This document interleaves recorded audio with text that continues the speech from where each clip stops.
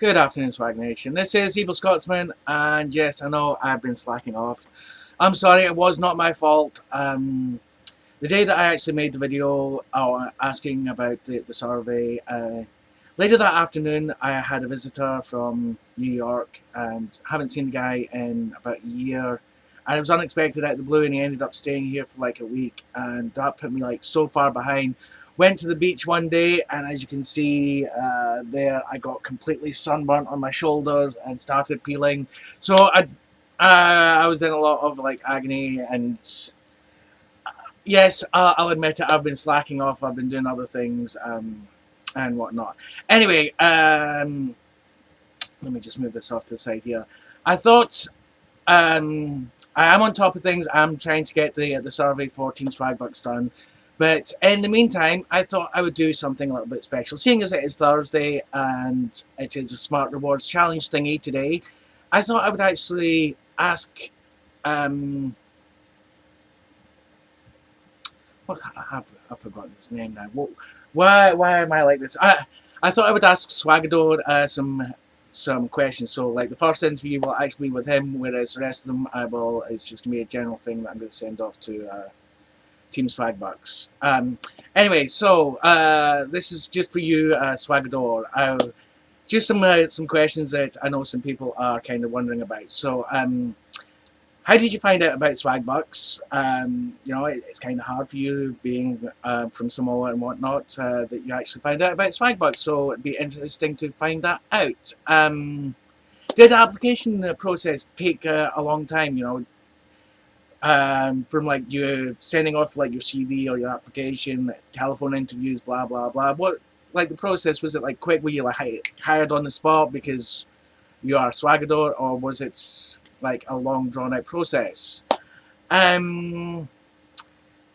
Those are like the two main big questions. The rest is all just a bit more light-hearted, shall I say. Questions like, why are you so mean to Oberswag? You know, Oberswag's like nice when he does come in there, but you're always very mean and short with him. So why are you so mean to Oberswag? Did you ever receive the cases of absinthe from Baddie Janice? I know that she keeps on going on about sending over cases to you guys. So did you guys ever receive those cases of absinthe? Just wondering. There's been talk about Professor Jockey's polio horse. Who actually owns that horse? Is it Professor Jockey? Or is it someone else? Does he just like ride the horse? Also, what's the horse's name? It may have been mentioned, but I can't remember. I should actually go through the blog, but I've completely forgotten. Well, it's not that I've forgotten. I'm being lazy and I don't really want to go through the blog and try and find out the name. And of course, if it does have a name, did Professor Jockey name the horse, or was the name given to it before Professor Jockey or whoever owns it? Well, if Professor Jockey owns it, was the horse given that name beforehand? Also, where is Professor Jockey hiding? We haven't seen him in a while. Just an idea. On a bit of a personal note, Swagodore, you kind of remind me of a school teacher.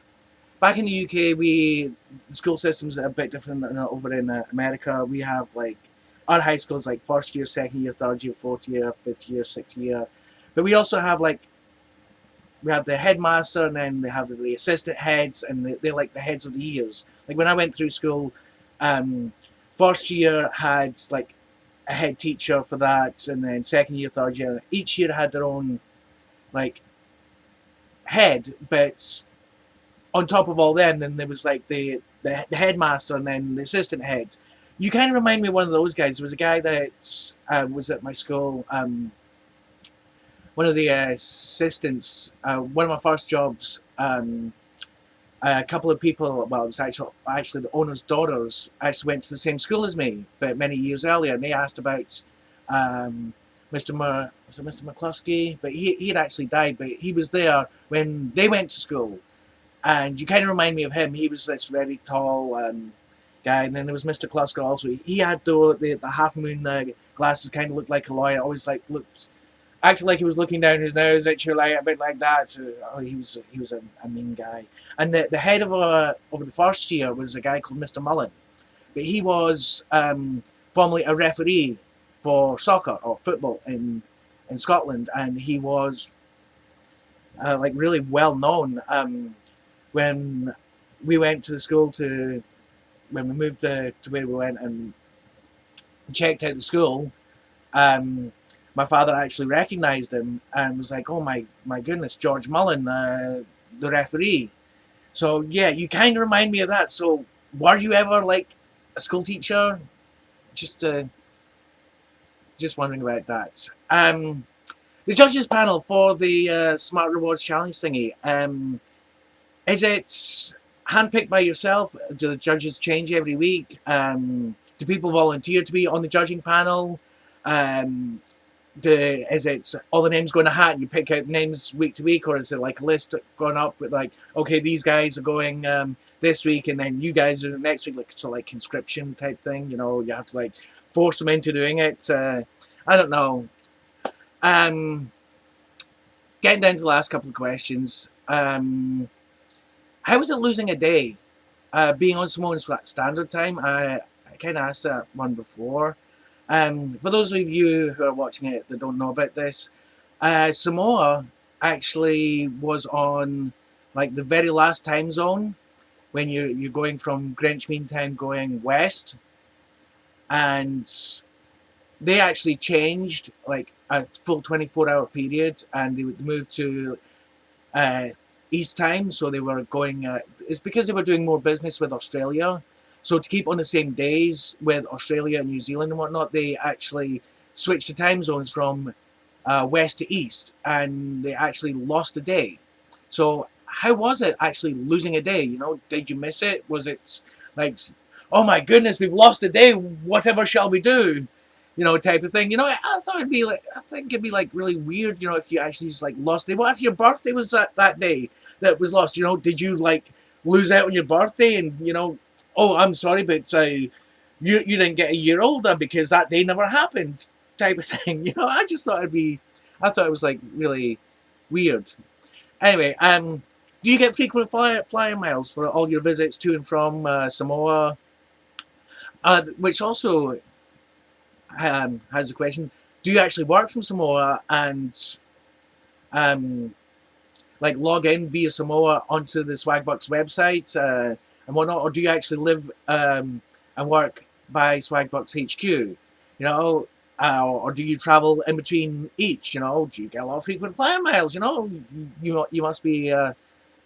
If you do, you must have like an awful lot. And finally, the last question for you, Mr. Swagodore, my good man, is which Team Swagbucks member, if you are actually over at Swagbucks HQ, do you actually enjoy spending your coffee break with? You know, who do you enjoy sitting down and having coffee with? Which one particular person? I don't want you saying, oh, well, I enjoy having coffee with this guy and I enjoy having coffee with that girl, blah, blah. No. If you could only, for the rest of the time that you are working there, sit down and have coffee with one person at Team Swagbucks, who would it be and why? Thank you very much, Swagodore. I do hope you enjoy some of these questions. For everyone else there, and Abby, I read the email and whatnot. I'm gonna get onto the survey for Team Swagbucks. I've just been completely bogged down and had lots of things going on, so I am sorry, but I will get onto it as soon as possible. Anyway, thank you very much everyone for watching. Like, comment, subscribe. Thanks to all the new subscribers and whatnot. Hope you enjoyed this. This is Evil Scotsman signing off.